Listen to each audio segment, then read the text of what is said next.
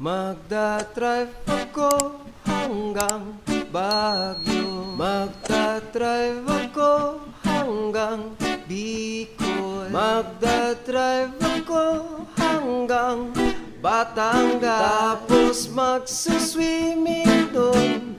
Isasama ko ang girlfriend ko sa beach. Isasama ko kahit sinong may gusto.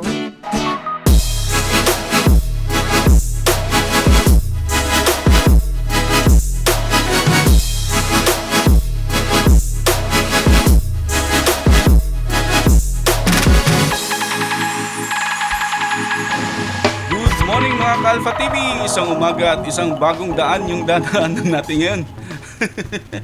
So kung familiar kayo sa Campetic Road, kung taga rito kayo sa may Leyte, at kung meron kayong mga sinasadya dito sa may economic zone o sa may government center, ay tiyak ay alam nyo yung Campetic, yung lugar na Campetic, kung saan meron namang daan na tinatawag na Campetic Road. So palaisipan ito sa akin kung saan ito tumatagos, kasi ang alam ko ay kabundukan yung dinadaanan nito. So sa pagsisiyasat ko at natingnan ko nga sa Google Map, ay hindi pa nga ito napasok ni Google Map, kaya naisipan kong puntahan ito. Kung titingnan mo sa Google Map, titingnan mo. So sa Google Map, kung titingnan mo dito, teka, ano natin sa satellite mode. So zoom in natin ng konti. Ayan, ito yon, ito. Kita nyo itong road. Yan. So dyan madalas bumababa yung mga pasahero galing Southern Leyte o kung saan dakong lugar, saan accessible naman lahat ng daan. So kung titingnan mo yung daan, diretso siya papunta dito. So galing doon sa between Maharlika Highway at saka Campetic Road. Dadaanan mo talaga yung mga bulubundukid. So ayan o. So may isang road dito. So diretso, at ito na nga yung Tigbao Santa Fe Road. So pero hindi yan na napasok ni Google.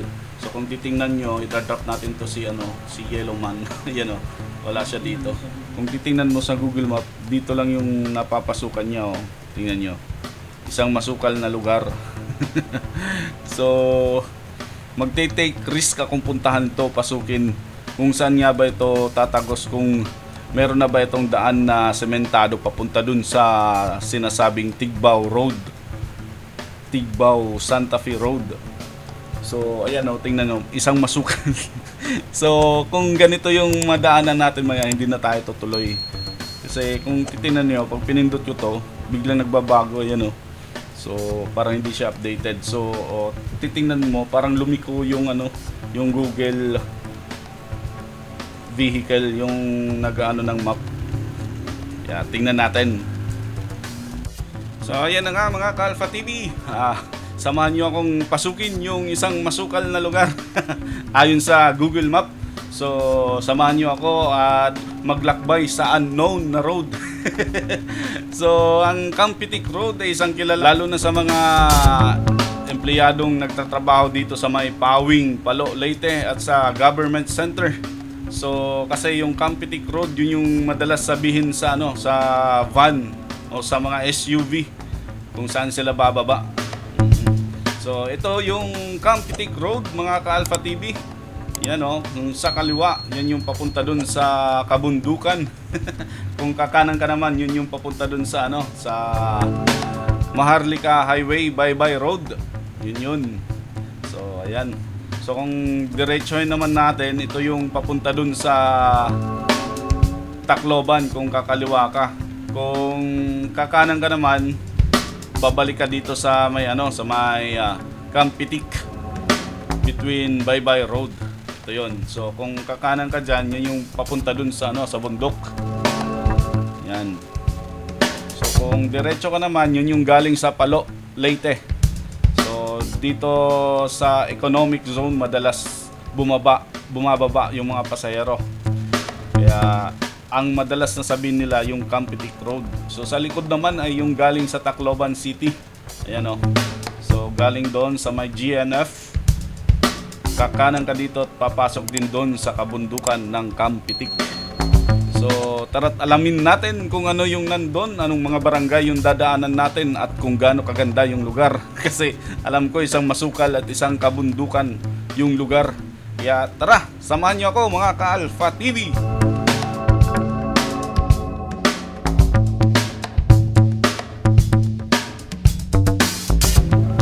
So mga ka-Alpha TV, pag pinasok mo tong road ay una mong dadaanan itong nasa kaliwa ko, yung St. Paul's Business School.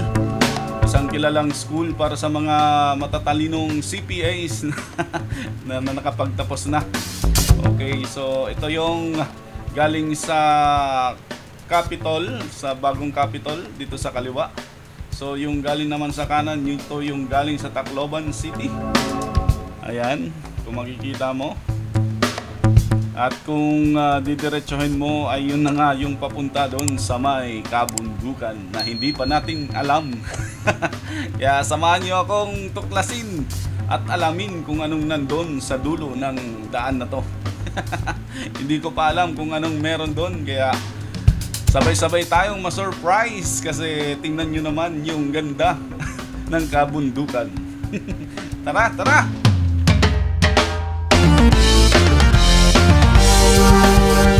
So ito nga yung alam ko na to nandito daw yung yung regional office ng ng mga pulis, yung mga magigiting nating kapulisan. Shout out sa inyo lahat diyan. So ito nga yung alam ko to. Alam kong nandito to kasi matagal na tong nandito. So yung hindi ko pa alam yung nandun sa may unahan, kung ano yung sasalubong sa atin na daan. Kung anong meron doon.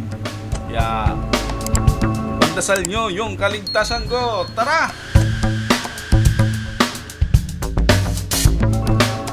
So ito na nga mga ka-Alpha TV. Pagkatapos doon sa compound ng regional office ng mga kapulisan natin, bigla na lang umakyat yung daan. Kaya ito na nga at sinusubukan nating baybayin itong daan. Hindi pa pala tapos yung compound ng kapulisan. Hanggang dito pa pala yun to. Tignan mo, ang haba, ang laki pala ng nila dito. Opisina. So, ang alam ko mga ka-Alpha TV, andito rin yung regional, ang tawag doon, yung provincial jail ng Leyte. So, madadaanan natin yon maya-maya. So, tara!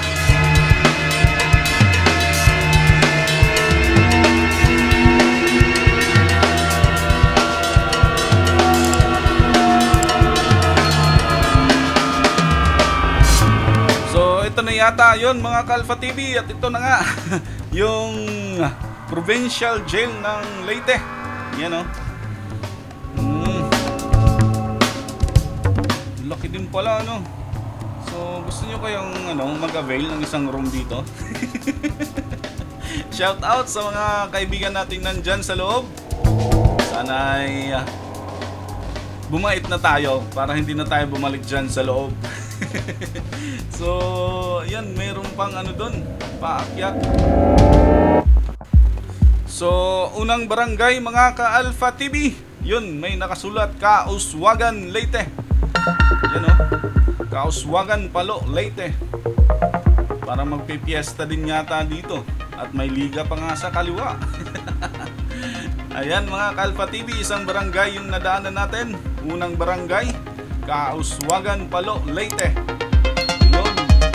So, nung nag-aaral pa ako sa may Pawing, Palo, Leyte, at laging sinasabi noon na nandito daw yung pinakamataas na paaralan. Ayan, yun Kauswagan National High School. Yun pala yun.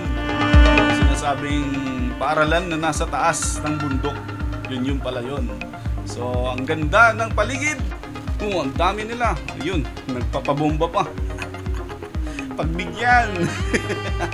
Shout out sa inyong lahat. So, andito na tayo mga ka-Alpha TV sa isang magandang lugar.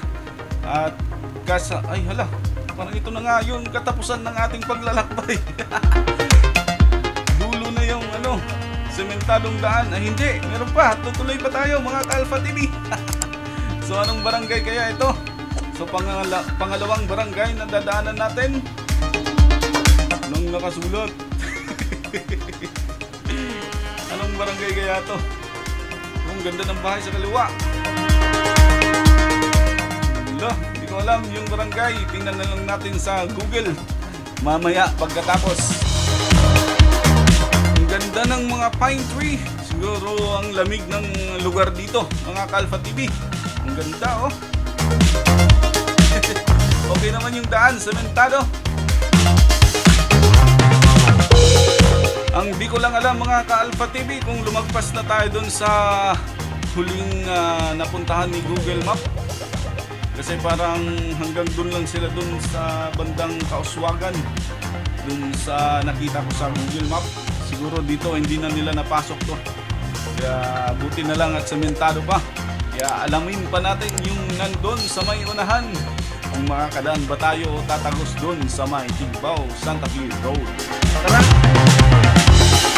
Isang tahimik at walang katao-taong nakikita sa paligid mga ka-Alpha TV. Gusto ko sanang magpalipad ng drone pero kinakabahan ako baka kung sino yung lumapit sa akin dito. So yung daan dito pataas pababa. Ayan oh, diretso. Walang makakasalubong. Wala ring kabahay-bahay at isang matahimik na lugar. Kung masiraan ka dito o maflatan, tsak, iyak. Tignan nyo ang daan mga ka-Alpha TV. Gusto ko sanang magpalipad talaga ng drone para makita nyo yung hitsura ng daan na to mula sa Himpapawid. Ngunit di ako kumpante. Baka kasi kung sino yung lumapit sa atin at kung anong gawin. Hindi ako nagja-judge mga ka-Alpha TV. Mas maingat tayo sa mga bagay na hindi pa natin kabisado. So hindi pa natin kilala yung lugar kaya mas maiging ingatan natin at protektahan yung sarili natin. Isang barangay ulit na dadaanan natin, siguro doon tayo pwede makapagpalipad.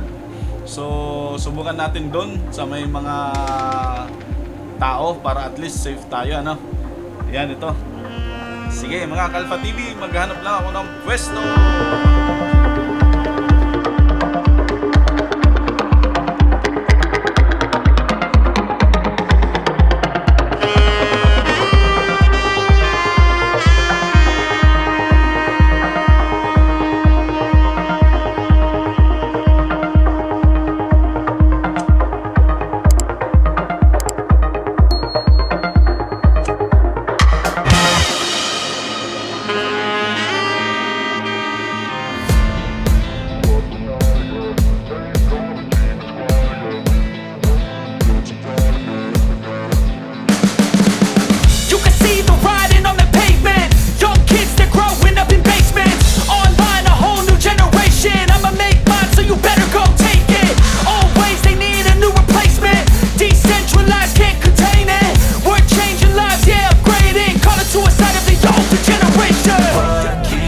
up at night, yeah. Make all the demons quiet, yeah. We were built to thrive, yeah.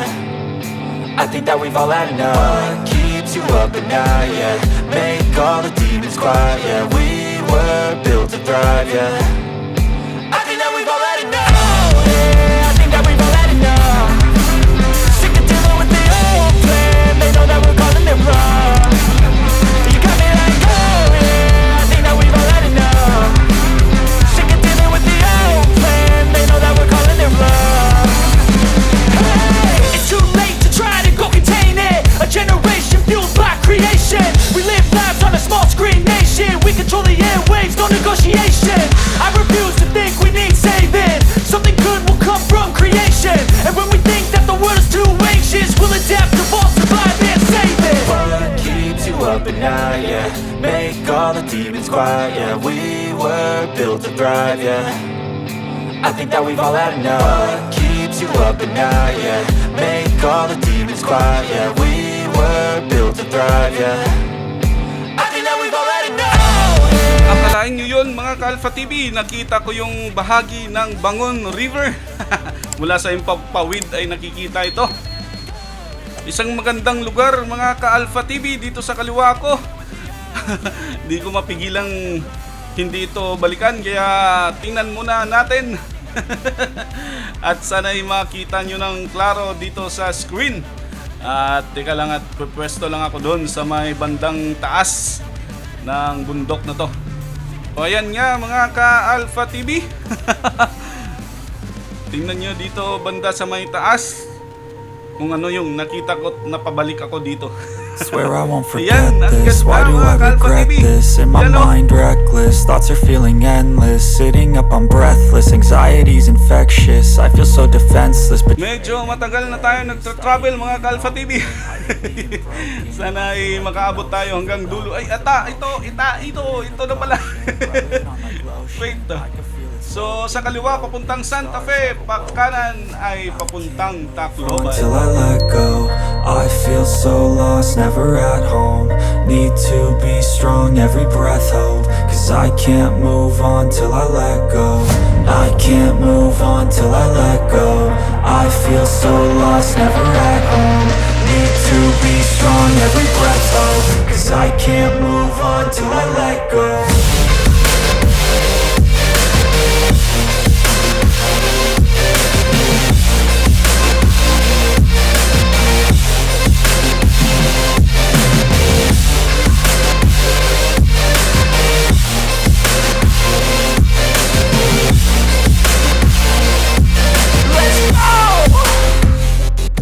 So ito na yung Tigbao Santa Fe Road mga ka-Alpha TV. Subukan natin dito sa kanan kasi nung pumunta ako dito last March siguro, hindi pa tapos yung bypass road dito, yung dating matirik kasi inaayos nila para hindi na masyadong mahirapan yung mga sasakyan. Kasi yung dating daan mga ka-Alpha TV, maraming mga truck na nahihirapan at nadidisgrasya. Kaya ngayon ay binago nila yung disenyo at hindi na nila ginawang maturik. So tingnan natin kung bukas na. At ayan nga, bukas na mga ka-Alpha TV. Saktong-sakto yung gala natin. Diretso update sa bypass road na to. So tingnan natin yung ganda ng bypass road na to. So kung kita nyo, hindi na matirik.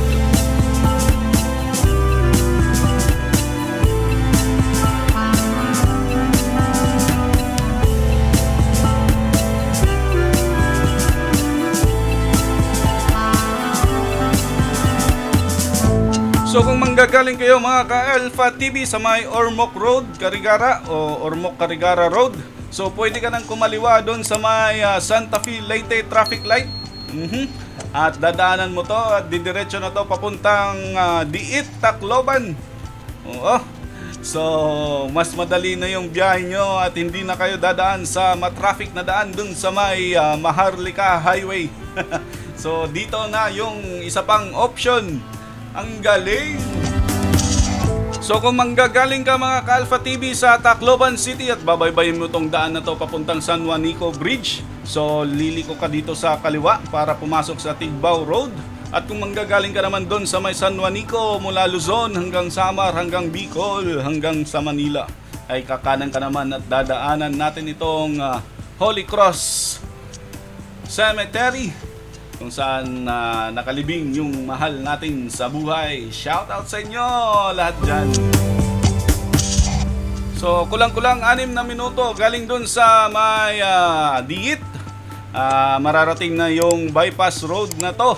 Ito yung diretso nga dun sa may Santa Fe Leyte para hindi mo na daanan yung proper ng Tacloban City.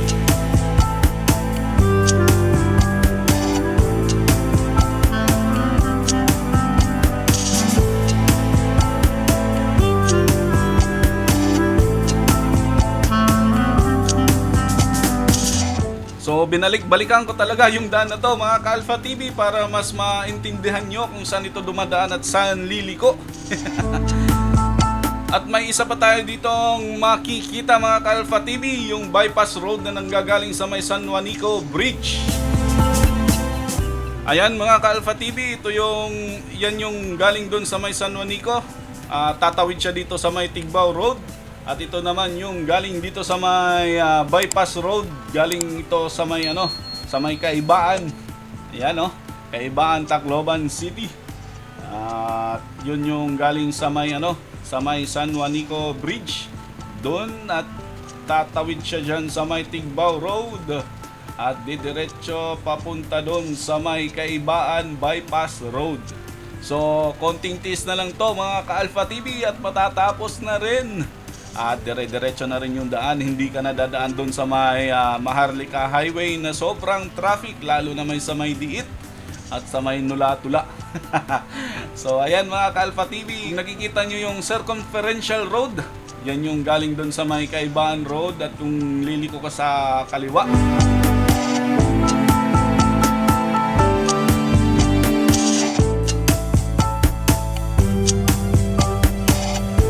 diretso dito sa may Tigbao Road, natatawid naman papunta na doon sa may San Juanico Bridge. So mula dyan sa Tigbao Road, pwede rin kumaliwa at didiretso ka na doon sa may Santa Fe, Leyte. At ma-access mo na yung daan papunta doon sa may Ormoc City.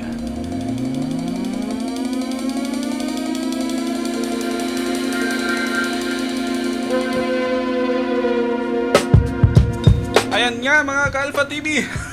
Natapos na rin natin ikutin yung daan, yung unknown na daan mula dun sa may Campitic Road. At akalain nyo yung nakapag-update pa ako dito sa mga bagong bypass road dito sa may Tacloban City. Sana'y nasubaybayan nyo lahat ng yon. At nakapagbigay ako ng impormasyon sa inyo kung ano na yung mga estado ng mga ginagawang daan dito sa Tacloban City. At sa mga taga Campitic Road at mga taga Palo, alam na natin na bukas na yung daan doon sa may Campitic Road. So pwede na natin yung daanan. Pwede na rin tayo doon mag sightseeing sa magagandang lugar, mga mountain views. Salamat sa panonood mga ka-Alpha TV at sana'y subaybayan niyo pa yung mga susunod natin na mga daan na tutuklasin. Bala kong maghanap ng mga daan na hindi pa natuklasan ni Google Map at bala kong tayo yung unang makapasok at makita at tuklasin yung nandun. Mga surprise. So salamat at sana i-share at i-subscribe niyo yung channel ko. At maraming salamat talaga sa pagsubaybay. Salamat!